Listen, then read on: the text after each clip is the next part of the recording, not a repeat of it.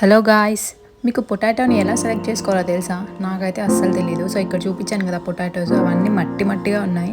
నేనైతే అవి మంచివి కాదేమో అనుకున్నాను. తర్వాత అయితే మా అమ్మ చెప్పాడనమాట. సో డైరెక్ట్ తవ్వి తీసుకొచ్చినట్టున్నారు అని చెప్పి. మామూలుగా పొటాటో అంటే ఇష్టం లేని వాళ్ళు ఎవ్వరు ఉండరు కదా, దేంట్లో వేసినా కానీ తినేయచ్చు. కాకపోతే బీహార్ సైడ్ వాళ్ళైతే పొటాటోను బాగా ఎక్కువగా వాడతారు. అంటే ఇంతకుముందు మా ఇంటి పక్కనైతే ఒక ఆంటీ వాళ్ళు ఉండేవాళ్ళు అనమాట. సో వాళ్ళు ఏ కూర చేసినా కానీ దాంట్లో ఖచ్చితంగా పొటాటో అయితే ఉండాలి.